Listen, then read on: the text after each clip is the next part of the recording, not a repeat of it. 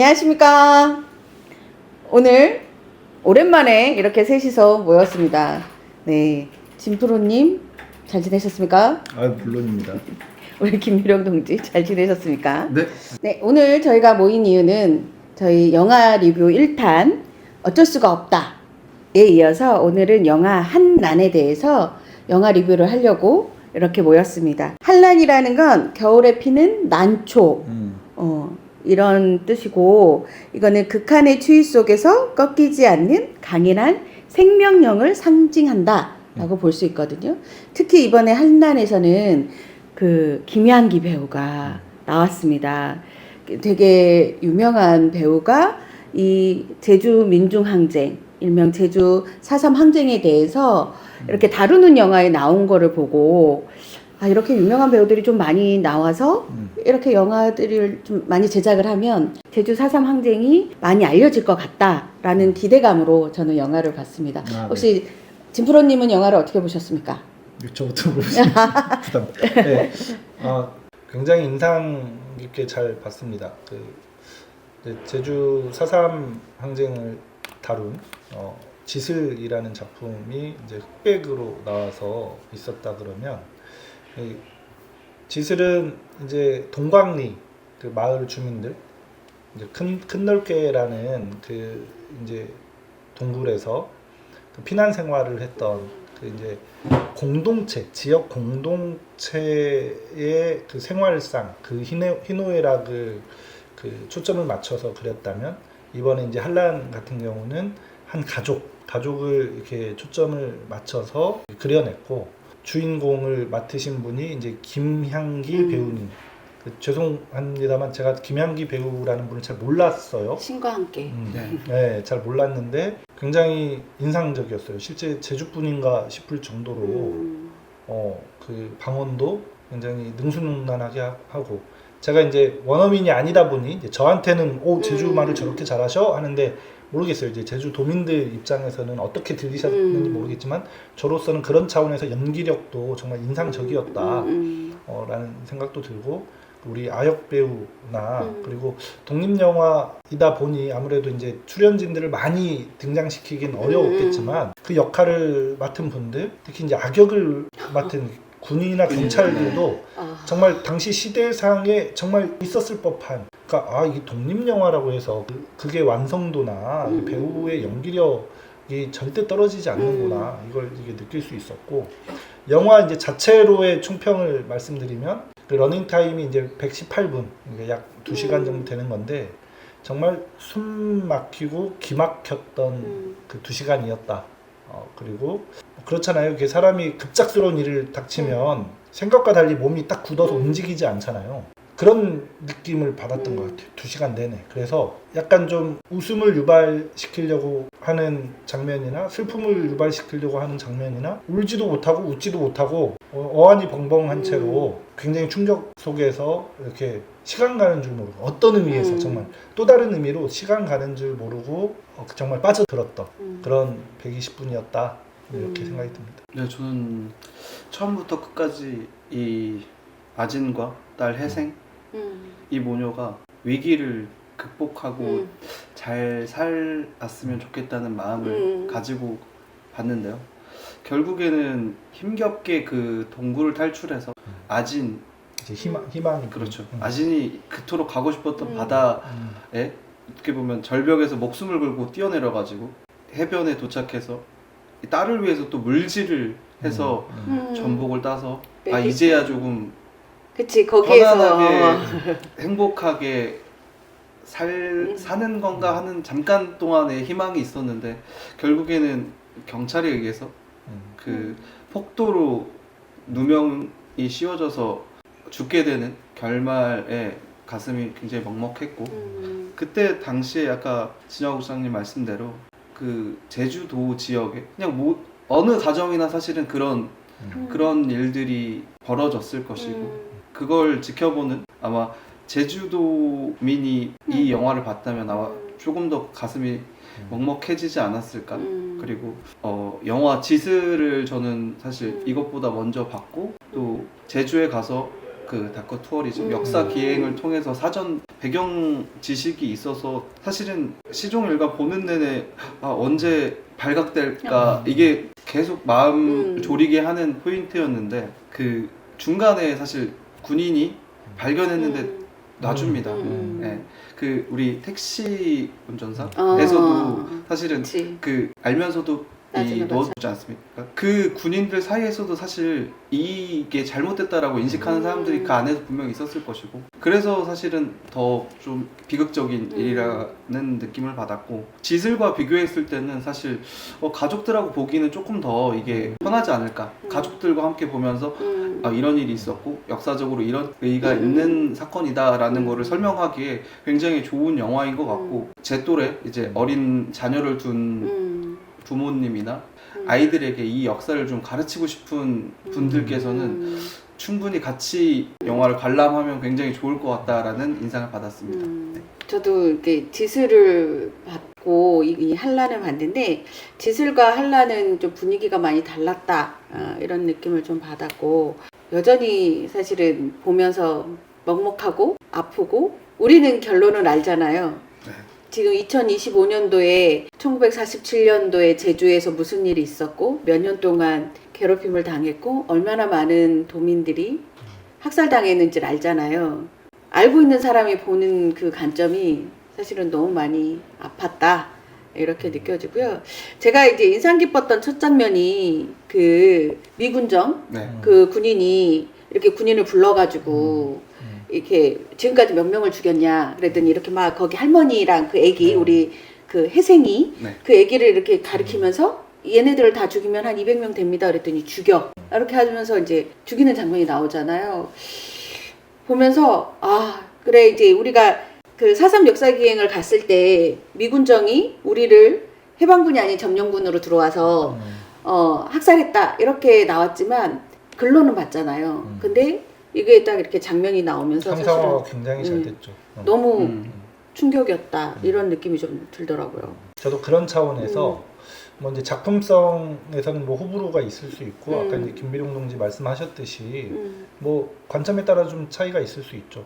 이게 흑백이냐 칼라냐의 차이이기도 하지만 그런 의미에서 이제 지슬보다 이 한란에 좀 더 저는 점수를 주고 싶은 이유가 말씀하신 첫 장면은 아니지만 그 초반부에 나오는 미군을 부각했다. 결국 이 모든 학살의 주범이자 배후에는 미군놈들이 있었던 거고 뭐 이제 요새도 정세적으로 그런 얘기들이 나오잖아요. 뭐 불침항모가 그 한반도가 결국 당시에는 이제 2차 세계대전 끝나고 냉전 체제가 시작되는 즈음에서 이른바 이제 공산주의와의 이제 이념 대결 속에서 공산주의의 남하를 막기 위한 과정이었고 우리가 다 압니다만 그 전패국이자 전범국인 일본은 잘 먹고 잘 살았고 독일은 분단된 데 반해서 우리는 전승국이기도 하지만 전쟁 피해국이었거든요. 우리가 왜 분단되어야 했냐. 이 모든 게 사실은 미국의 그 계획에 의한 거였고 그 이승만이라고 하는 그 독립되지도 못한 나라를 팔아먹어서 이완용보다 더 나쁘다고 단재 선생은 그렇게 욕을 했던 이승만이가 결국은 미국의 꼭두각시로 미국이 대리통치체제를 만들려고 했던 거고 그 조작의 일련의 과정들이 있는 거잖아요. 그러면서 45년 9월에 메가도 포고령을 앞세우고 메가도가 이 땅의 점령군으로 발을 디뎠고 46년 9월 이제 대구 총파업과 10월 대구 민중항쟁을 그렇게 총검으로 억압했고 이제 47년 이제 3월 1일부터 이제 있었던 이제 제주항쟁 박상희 동지가 이제 주인장께서 이걸 왜 자꾸 48년 4월 3일로 말하면 안 된다라고 말씀을 하시는데 굉장히 인상 깊었어요. 그 4월 3일의 의미 역시도 이른바 남노당, 빨갱이, 좌파들의 반란을 그 세뇌시키기 위해서 그 날짜를 한 거고 그런 의미에서 우리가 이제 그 4.3 항쟁이라고 하지 말고 제주 민중항쟁이라고 해야 한다라고 그런 운동들을 우리가 하는 면도 있는 거잖아요. 너무 나갔는데 다시 돌아가서 그런 점령군 미군에 대해서 사실 이 예술 영화에서 이 본질을 담기가 얼마나 어려웠겠어요. 굉장히 용기 있는 진일보한 거였다. 그 한마디만 사족을 더 하자면 이제 아쉬움은 그 뭐 제가 이제 진보 운동을 하니까 이제 진보 진영의 관점으로 얘기하는 건 아니고요. 그 남로당에 대한 뭐 평가도 재평가도 있어야 하겠습니다만 물론 이제 좌경적인 이런 걸로 오히려 역으로 잘못 희생된 분들도 분명히 있을 거예요. 뭐 남로당을 옹호하고 싶지 않습니다. 다만 영화의 비중상으로는 그 남로당의 그런 좌경적인 행태로 인해서 희생당한 사람이나 미군정의 그 조종에 의해서 그 서북청년단과 응원경찰에 의해 희생당한 제주도민의 느낌이 비슷하게 그려지거든요. 이런 좀 양시양비로는 좀 아니지 않냐. 미군정을 드러내고 응원경찰과 서북청년단의 만행을 그리려면 그냥 그것만 그려도 되는데 그 약간 너 이만큼 잘못했고 너도 이만큼 잘못했어. 나는 다 비판했으니까 나는 중립, 나는 괜찮아. 이런 면에서의 좀 아쉬움은 좀 한계적인 면은 있지만 다시 아무리 강조해도 지나치지 않다. 미군에 대한 이 본질을 이 영화가 그 도입부에 명확하게 보여준 것만으로도 굉장히 진일보했다. 저는 그 경찰 군인이 그 얘기를 해요. 이제 제가 교회를 다녀서 그런지 몰라도 하나님 제가 죄를 지었습니다. 이러면서 나오는 장면들이 있거든요. 그래서 왜 나왔지? 왜 그랬지? 이렇게 보니까 그 사람들이 이제 서북청년단? 맞아요. 서북청년단을 역사적으로 저는 형상화했다고 봐요. 그래도 그러니까 기독교인들 중에 다 나쁜 놈이었겠어요. 그 양심적인 사람도 있었을 거고 우리가 어쩔 수가 없다라는 영화 리뷰를 하면서 사람이 그러한 상황에 처하면 그렇게 되는 거거든요. 그러니까 인간의 본성이 뭐냐라고 했을 때 뭐 성선설이요, 성악설이요 이런 얘기를 합니다만 이 분들이 마을에 내려갈 때 자기들이 갖고 있는 식량을 다 털어서 주고 그 비호 있잖아요. 내 것을 벗어서 주는 것뿐만 아니라 시간을 내서 굳이나 만들어. 그럴 수 있을 때 인간의 본성은 그렇게 해요. 근데 지금 내가 내 눈앞에 있는 내 동족을 싸 죽이지 않으면 내 상관한테 내가 죽을 수도 있는 상황에서는 또 그렇게 하거든요. 그런 의미에서는 굉장히 마음 아프죠. 정말 그야말로 어쩔 수가 없는 이런 장면인 거고 그게 어떤 의미에서는 이제 기독교인들에 대한 정확하게 기독교인이라고 말하면 안 되겠죠. 우리나라의 이제 보수 교단 아까 말씀하신 영락교회 영락교회로 대표되는 그러니까 이제 북에서 지주 자본가로 있다가 무상물수 무상분배로 재산 빼앗기고 그럼에도 불구하고 거기서 살아도 되는데 이 사람들은 이제 이를 부득부득 갈면서 복수를 맹세하고 왔고 그래서 이제 이른바 빨갱이 사냥에 이제 투입이 된 거잖아요. 그들을 위한 변명일 수도 있고 아니면 그냥 상징적으로 보여주고자 그런 차원에서 요새 이제 12.3 내란 이후에 나타나는 이제 보수 기독교단 보수라고 말하면 안 되죠. 구구 정광훈과 이제 소년보 목사들로 대변되는 이들을 좀 상징적으로 표현하고 싶었던 것도 아닐까? 그런 생각까지 하는데 뭐 좀 너무 나간 면도 있고요. 네.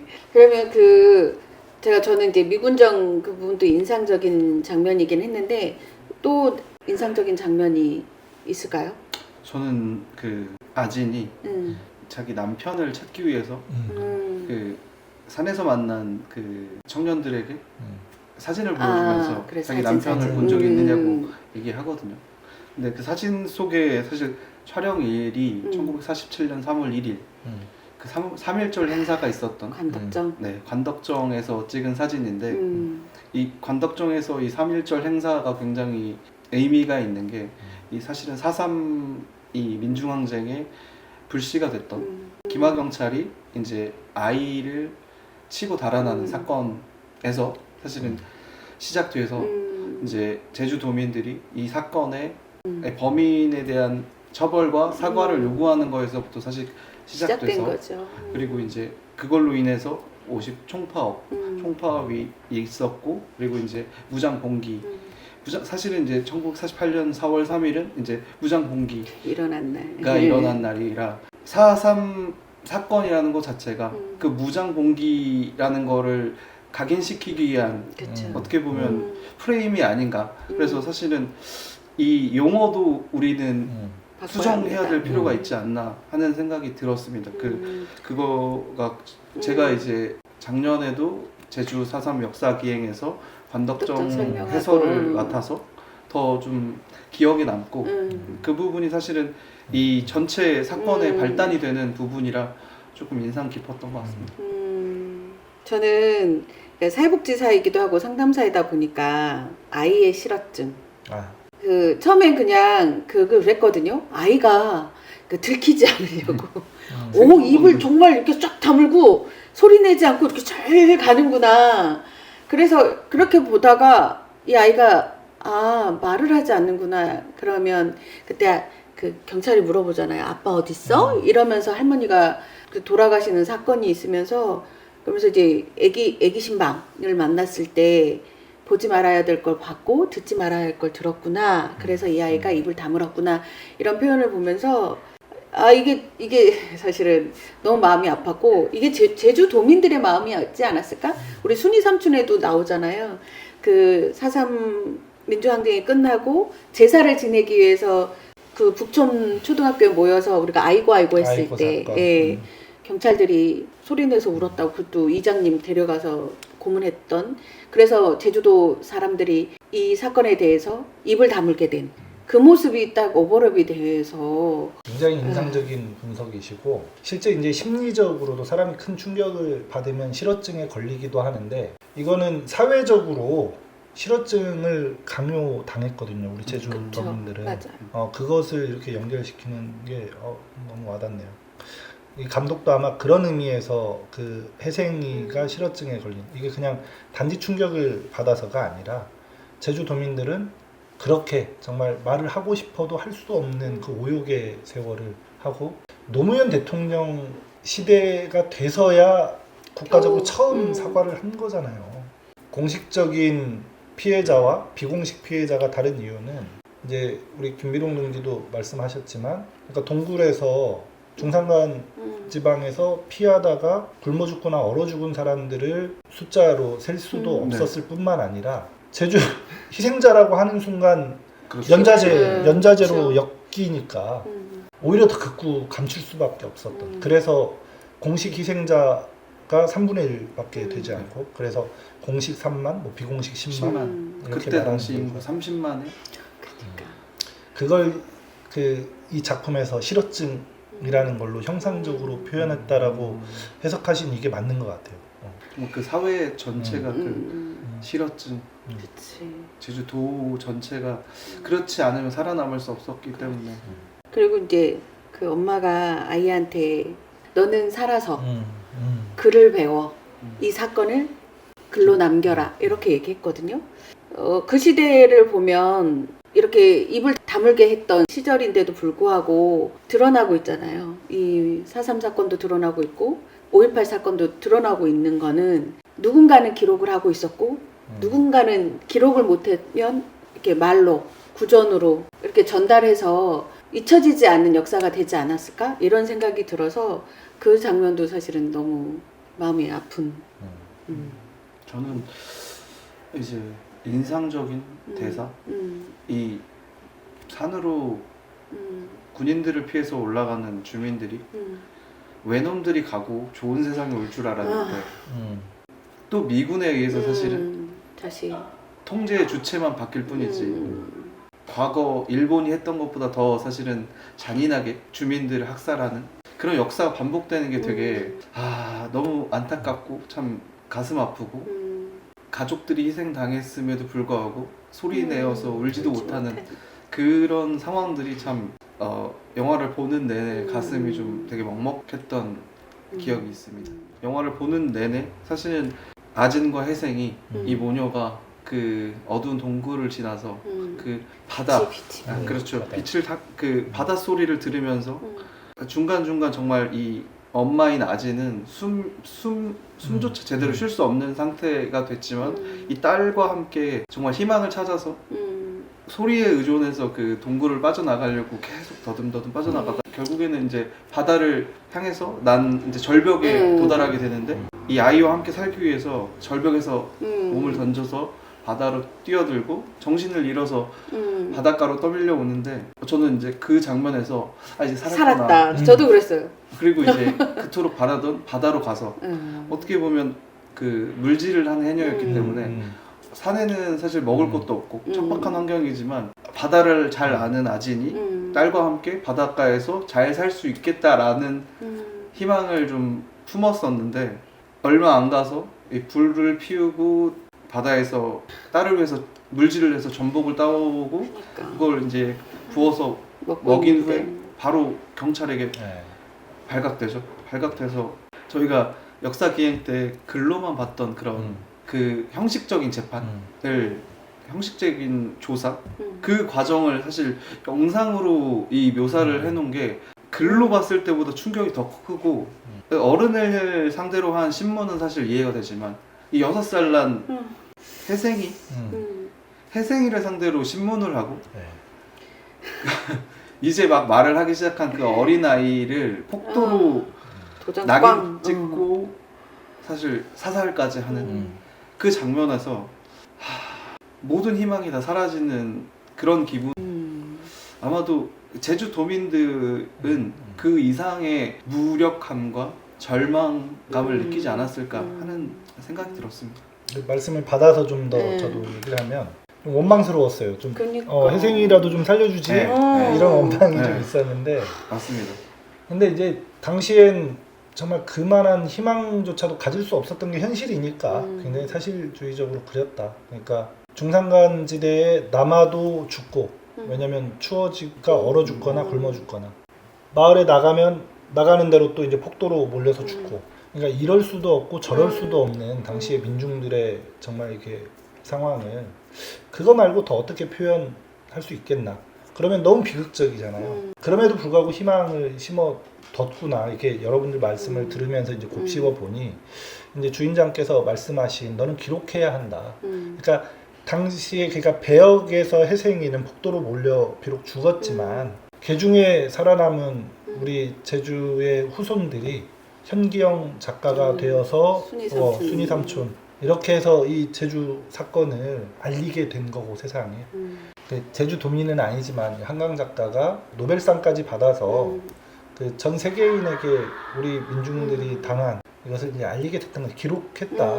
그런 의미에서. 그리고 아까 좀 마저 말씀을 하면 대체 이 좋은 세상이라는 게 뭐냐. 그러니까 이른바 이제 주의자들과도 이제 논쟁도 하고 말씀하셨던 것처럼 일본 놈들 나가면 이게 좋은 세상 올 줄 알았는데 대체 이 좋은 세상이 뭐냐에 대해서 이 작품에서 일관되게 좀 상징적으로 보여줬던 것 같아요. 과거를 이제 회상하면서 그 단란하게 우리 민중들은 대단히 많은 거 바라는 게 아니야. 그러니까 의식주가 해결된 초가 삼간이라 하더라도 이제 똥돼지라고 하는 그것도 이렇게 나오잖아요. 돼지가 오면 이거 찌르고 거기서 이제 응가하고 그러면서 아이고 냄새야 하면서 그 장면이 굉장히 이렇게 밝고 되게 그쵸. 환하게 표현됐죠. 소박한. 그러니까 그게 좋은 세상인 거잖아요. 그러면서 그쵸. 엄마는 이제 폭삭 속았수다라는 드라마에도 나오지만 엄마는 못 배우고 못 입고 그 해녀질에 뭐 반일에 그러니까 제대로 허리 한번 펴보질 못해서 20대의 젊은 나이로 요절하는 것처럼 우리네 부모들은 그렇게 정말 힘들게 그 식민지 약소국의 민중으로 이중 삼중의 착취와 억압을 당하면서 나는 못 배우고 못 입고 못 쓰고 했는데 너희 세대는 그렇게 살지 말아라 이거잖아요. 그게 그분들이 말하는 좋은 세상, 의식주가 해결되고 개한테 이렇게 그 고구마를 뜯어주는데 너도 좋은 세상 오면 많이 먹어라. 더 줄게. 그런 거예요. 좋은 세상이라는 게 우리가 말하는 막 대단한 막 어떤 게 아니라 정말 우리 노동자 민중들이 의식주 걱정 없고 그리고 사람이 동물과 구분되는 게 뭡니까? 그 배움의 목적이 뭐겠어요? 내가 생각하는 가치, 넌 꿈이 뭐니? 할 때 그 내 꿈을 실현하기 위한 그런 토대로서의 배움이잖아요. 알미잖아요. 그런 것들 하고 여성이라는 이유로 못 배우고 노동자의 자식이라고 해서 못 배우고 요새 이제 뭐 서울대 입학 이런 거 보면은 대물림 된다면서요. 강남 8학군에 있는 애들이 서울대 입학률이 압도적으로 높다면서요. 요새는 그래서 뭐 개천에서 용나기도 이제 쉽지 않은 어려워요. 세상이 되어버렸다 하는데 거기서 말하는 좋은 세상이라 하는 건 노동자 민중의 자식이라고 해도 배우고 싶은 만큼 공부하고 싶은 만큼 먹고 싶은 만큼 입고 싶은 만큼 그런 착취와 억압이 없는 세상에서 혹은 상하관계가 없는 세상에서 모두가 고루롭게 동등하게 이렇게 사는 세상이 좋은 세상 아니냐라고 이 영화에서 쭉 보여주는 것 같거든요. 그런 장면 하나하나가. 그래서 두 분 말씀을 들으면서 좀 이런 생각을 했습니다. 저는 그리고 이 영화가 그 지슬과 좀 다른 점은, 지슬은 이제 그 한 마을에서 일어난 일을 어떻게 보면 정밀 묘사하듯이 아주 그냥 자세하게 그 이제 표현했다면, 4.3 민중항쟁의 주요 사건들을 영상화한 것 같은 느낌을 받아요. 인상 이제 총살 당하면서 힘없이 쓰러지는 마을 주민들의 모습이 그 현기영 작가의 순이삼촌이란 그 작품에 나온 그 모습을 마치 영상으로 만들어 놓은 것 같은 저는 인상을 받았거든요. 그리고 현재의 모습을 보여주면서 정방폭포라든지 이제 그 재판을 하고 형무소, 그 형무소 자리였던 이제 제주공항이라든지 이제 과거와 현재의 모습을 번갈아 가면서 보여주는 그런 것들.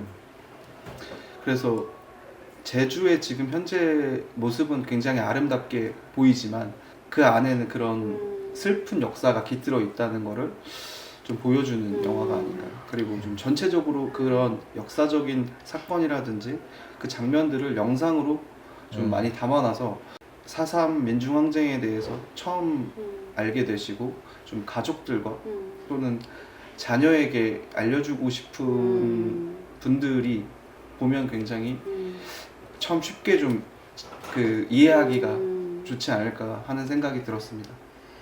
동의되는 게 이제 가족에 대해서 묘사했다고 하지만 그 가족이 특수한 어떠한 가족이 아니라 보편적인. 그치. 그래서 이제 상징과도 같은 제주. 맞습니다. 전적으로 동의하고. 저는 갑자기 무 먹는 거 말고 나중에 그 밥상을 차려서 콩을 하나씩 놓잖아요. 맞아. 콩을 하나씩 놓잖아요. 아빠, 엄마, 엄마. 나. 콩 한 쪽도 나는 아니 그치. 그게 되게 맞아. 평소에 사실 아까 말씀하신 그 별게 아니다. 소박한 거다. 작은 거지만 가족과 함께 나누는 거. 그게 그들이 생각하는 좋은 세상인 거죠. 맞아요. 네. 그러니까 갑자기 생각났어요. 걔가 갑자기 집을 나설 때 그걸 그걸 챙겨가지고 이렇게 보자기를 해가지고 싸가지고 나가잖아요. 뭐지? 저게 왜 나중에 밥해 먹으려고 그러나? 저는 그 안에 쌀을 가지고 간 줄 알았어요. 근데 그게 아니라 네. 그게 되게 이 아이가 어렸을 때부터 이제 그런 모습을 본 그쵸? 거지. 엄마와 아빠와 함께 서로 이제 챙기고 소박하지만 서로를 아끼는, 그걸 이제 좋은 세상이라고 말해주고 싶었던 거 아닐까? 이 감독은 별게 아니다. 이 사람들이 말했던 그 좋은 세상이란 건 거창한 게 아니라 그냥 가족과 함께 작은 거라도 나눠 먹는 그런 거를 표현하고 싶지 않았나 하는 생각이 들었습니다. 저는 그 애기 신방이 나무에 흰 천을 이렇게 하고 조마조마. 치성을 부리잖아요. 사실은 저 그때 겁났던 게 다 그 동굴에 숨어 있는데 여기 있어라고 보여지는 것 같아서 사실은 너무 저도 조마조마하고. 했어요. 근데 저도 되게 말씀 듣고 보니 저도 실제로 그 장면이 굉장히 인상적이었는데, 일단 좀 전문적으로 놓고 보면 그 내림굿을 받은 이게 무당이 가장 용하대요. 맞아요. 네, 맞아요. 그러긴 해요. 근데 신발이 좋다. 그렇지.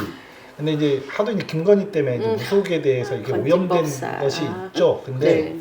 원래 아시다시피 무당하면 그 선지자예요. 그러니까 그 삼국지에 보는 제갈 공명도 사실은 무당이거든요. 점을 치잖아요. 점을. 네, 점을 치는 거고. 그래서 예전에 그 무당이 갖는 의미는 사실은 무당이 정치를 했던 거고, 그런 의미에서 얘 뭐 토속 신앙 이렇게 볼 게 아니라 요 장면을 우리 민족적 정서까지 좀 잘 담았다고 봐요. 무자 자체가 하늘과 땅을 이어주는 사람이라는 뜻이고, 진짜 그래서 국가의 중대사를 논의할 때 항상 무당이 점을 쳐서 이렇게 이제 향방을 결정했고요. 이번에도 보면은 그 실제로 이제 중요한 결정을 그 마을 뭐 이장님인 것 같은데 그분하고 대소사를 주로 논의를 하고 이제 내려가지 말라고 권고하잖아요. 내려가면 잘못될 걸 알고. 그런 의미에서 성경 지명이 있는 그 친구였고, 그러면서 이제 또 우리 주인공인 그 아진이가 같이 바다로 가자. 그 영화에서는 바다가 이제 희망, 삶, 그렇죠.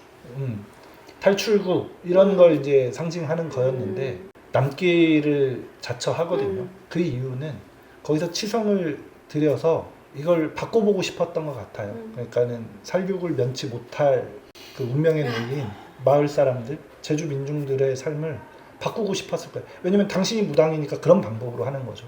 그런 의미에서 그 소명의식, 사명감이라고 하는 것. 제가 특출난 재주가 있어서가 아니라 저도 내가 할 수 있는 게 이거기 때문에 노동자 민중을 위해서 난 이렇게 살아야 한다는 나름의 사명의식으로 전 이렇게 산 거거든요. 사명감으로. 그러면서 그 애기신방과 좀 감정이입이 좀 많이 됐어요. 그렇게 치성을 들이면 무조건 산다 이런 확신이 있어 했겠어요. 내가 할 수 있는 게 그거이기 때문에 그걸 하는 거잖아요. 그래서 우리가 어쩔 수가 없다 영화 리뷰를 하면서 천지기겠거니 하면서 이렇게 살아낸 우리네 이제 부모님들 얘기도 우리가 했습니다만 우리 정읍 시립국악단 우리 조합원들이 창무극 천명이라는 공연을 하고 제가 이제 다양한 공연을 봤는데 가장 좋아하는 우리 동학에 대한 이야기들 그 우금티에서 결국 무장한 일본 놈들을 넘지 못하고 그러니까 혼란한 세상을 바로잡기 위해서 동학도들이 일어나서 이제 한양을 향해 나아가고 그러면 쓰라린 패배를 당해서 거기서 이렇게 사그라져 가는 것이 그게 이제 그들의 네. 그럴 줄 알면서도 그렇게 일어나는 것이 잘못된 세상을 바로잡기 위해서 일어나는 것이 당시 이제 동학도들의 천명이었다면 살아남은 사람은 비록 애가 끊어질 정도의 슬픔이지만 어떻게든 살아남아서 역사의 맥을 잇는 거잖아요.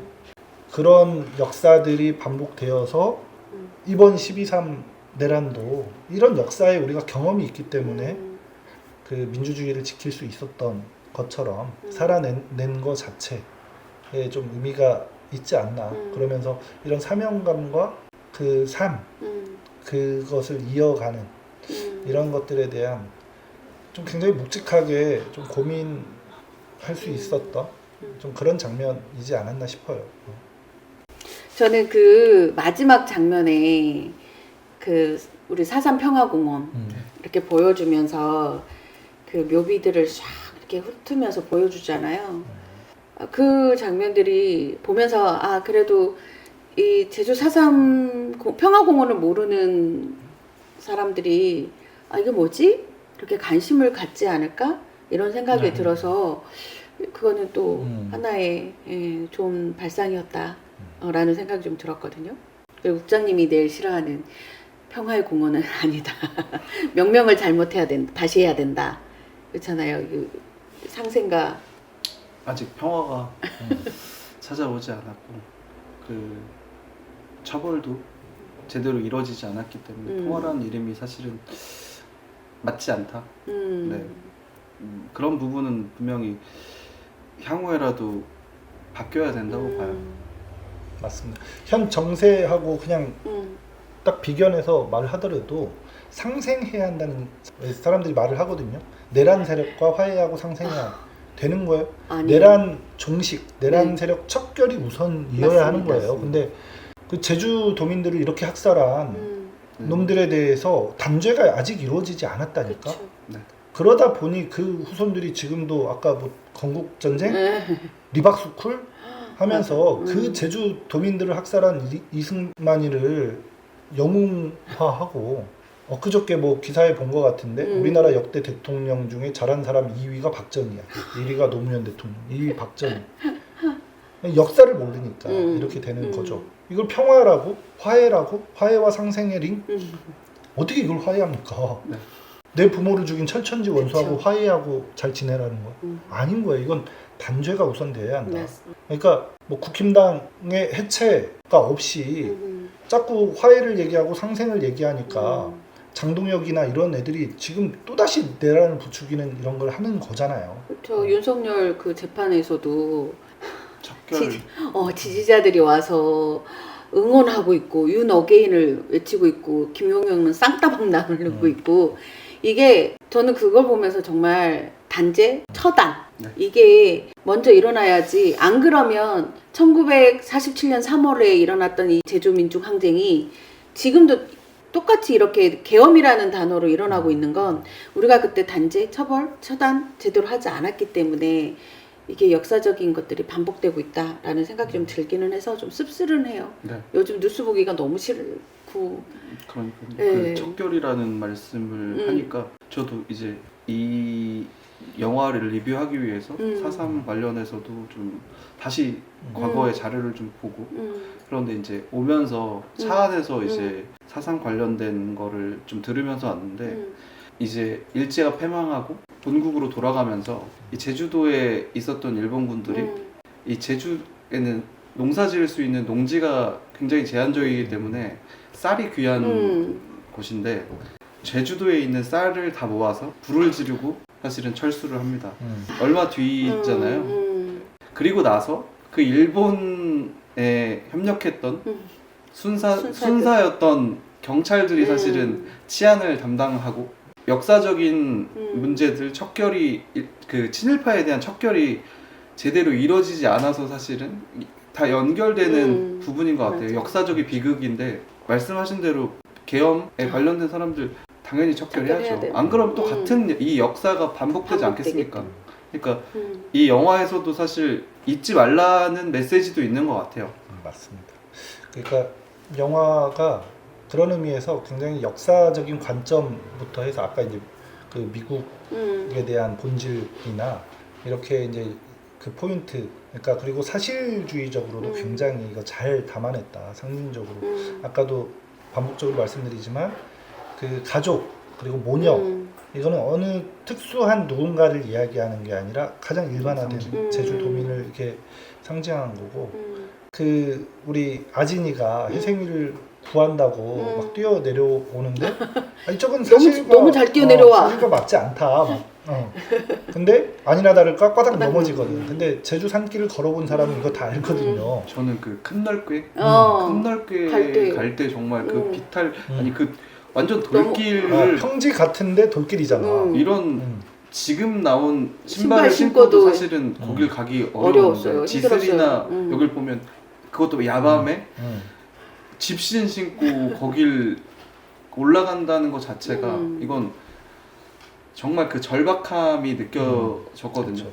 실제로 가보면 아마 그게 더 느껴질 거고. 걸어가는 게 너무 근데 이제 영화에서도 저렇게 잘 뛰어도 돼? 라고 생각하는 순간 바닥 넘어지고 그러니까 그런 세부 장치들까지도 굉장히 이거 사실주의에 입각해서 만들려고 엄청 노력했구나 뭐 이런 생각도 좀 들었고 아까 이제 4.3 평화공원 이제 얘기를 하시니까 그 거기에 이제 가장 먼저 백비가 있잖아요. 그러니까 우리가 제주 민중항쟁이라고 이름하면 된다라고 우리는 쉽게 말할 수 있지만 이것을 그 모두가 합의해서 그렇게 명명하기까지는 여전히 우리가 그 해야 할 숙제가 많다라는 생각이 들고 이 이야기는 꼭 좀 하고 싶어요. 그러니까는 그 모녀 이제 아진과 혜생 그 평화공원에 가면 그 비설이라는 작품명으로 변병생 모녀상이 있어요. 이렇게 아이를 예. 껴안고 있는. 이 작품이 이제 강문석, 고길천, 이원우, 정용성 작가님들이 만드셨는데 당시를 상징적으로 만든 작품이고 제가 이제 주인장 유튜브에 보면 이제 독일의 이제 여류 작가 그 케테 콜비츠의 작품과 느낌이 되게 비슷하다. 그분도 이제 반전 작가 그리고 농민운동을 한 작가로 유명하고 2차 세계대전 당시에 이렇게 수많은 양밀학살이 일어나는 것에 이렇게 분노하고 당신도 이제 아들을 전쟁통에서 이제 잃게 된 슬픔을 그렇게 이제 작품으로 반전 운동으로 이렇게 승화했는데 모녀의 모티브가 되지 않았을까? 이 변병생 모녀상이 뭐 이런 생각도 좀 했습니다. 이제 다시 좀 정리하면서 말씀드리면 일단 김양기 배우님 너무 감사하다. 이런 작품이 자꾸 더 다양한 관점으로 만들어져야 되고 그래야 사람들이 비판을 하든 논쟁을 하든 우리 역사에 대해서 조금 더 깊이 들여다보고 더 옳게 그 판단할 수 있는데 일단 이 유명 배우가 어떤 의미에서는 정치적 편향, 적발 이렇게 딱 그치. 낙인될 수 있거든요. 그렇죠. 그런 의미에서 굉장히 부담이 되셨을 텐데 음. 이렇게 출연해 주셔서 너무 감사하고 음. 이런 영화들이 더 많이 만들어졌으면 좋겠다. 음. 근데 제주도가 단지 여행지가 아니라 음. 이렇게 아까 이제 김미롱 누님 말씀하셨듯 다크 투어리즘. 그러니까 우리가 걷는 이 제주가 도민들의 곳곳에 한과 슬픔, 피가 밴 그런 곳이라는 걸 우리가 잊지 말아야 되는 거고 그런 차원에서 비교하면서 보셨으면 좋겠어요. 지슬이라는 작품과 이 한란이라는 작품을 비교해서 꼭 봤으면 좋겠다. 그러면서 좀 더 좀 깊이 있게 보려면 뭐 각종 사료들을 보는 것도 좋지만 우리 도올 선생이 그 3부작으로 유튜브에 올린 그 4.3 항쟁에 대한 도올 선생의 강연이 있는데 전 개인적으로 그걸 좀 추천합니다. 그래서 어렵지 않게 우리 역사를 좀 더 접근해 볼 수 있는 방법론이 되지 않을까 싶고 그런 의미에서도 그러니까 예술적으로도 사실 완성도가 꽤 높다. 사실주의적이면서도 은유와 상징, 비유 아까 이제 말씀하신 이제 실어증이나 그러니까 너는 써야 한다 했을 때 이제 그 현기영 작가에 대한 이야기인거나 대체 좋은 세상이라는 게 뭐냐에서의 이제 비유적인 거나 아무튼 그 예술적인 면에서의 이런 것도 그렇고 역사적으로도 그러하고 굉장히 훌륭한 작품을 그 간만에 잘 만났다. 물론 영화를 보는 내내 유쾌하진 않아요. 네. 정말 숨이 막히고 네. 답답하고 하지만 계속 곱씹게 되는 거죠. 제가 원래 이게 반복은 죽음이라고 이렇게 다시 또 하고 이렇게 하는 거 별로 안 좋아하는데 이 영화는 꼭 다시 한번 봐야겠다. 특히 이제 우리 동지들하고 이렇게 나누고 보니까 더 보고 싶어지네요. 네. 저는 지슬과 한란을 이제 비교해서 추천을 드리자면 가족 단위 이제 아이들과 함께 보면서 역사적인 이런 사실을 좀 알려주고 싶은 부모님들은 한란을 보면서 좀 더 그 지슬에 비해서 짧고 그 전체적인 이야기들이 담겨져 있기 때문에 더 이해하기에는 쉬울 거라고 생각하고 제가 보기에도 그랬고요. 그리고 나서 이제 나 혼자 조금 더 깊게 이거를 생각하면서 보고 싶다. 그랬을 때 지슬을 보면 정말 이 정밀 묘사된 부분들을 보면서 그 참혹했던 순간들을 더 정말 자세하게 그리고 가슴 절절하게 느낄 수 있다라고 생각합니다. 그리고 저도 그 작년 4.3 역사기행 준비하면서 도울 선생님 강의를 봤는데 굉장히 좋습니다. 그쵸. 재밌습니다. 맞아요. 지루하지 않고 재밌고 또 그 특유의 그 목소리 이런 것 때문에 지루할 틈 없이 그 3부작 쭉 봐도 전혀 지루하지 않고 너무너무 재밌었거든요. 그 보고 다크 투어리즘 제주도에 가서도 한 번쯤 들려서 평화공원도 좋고 그런 영화에 나왔던 그 큰넓게 큰넓게라든지 뭐 이런 뭐 제주 공항도 있고 여러 그 연관돼 있는 그런 유적지를 돌면서 가족들과 함께 또 다른 시각으로 여행을 해보는 것도 좋을 것 같습니다. 네. 우리가 어쩔 수가 없다. 영화 리뷰에 이어서 오늘은 한란에 대해서 영화 리뷰를 했습니다. 영화를 보실 때 노동자의 관점으로 그리고 도민의 관점으로 한란을 좀 봐주셨으면 좋겠다라는 생각이 듭니다. 오늘 영화 리뷰 같이 해주신 진프로님 그리고 우리 김동지 감사합니다.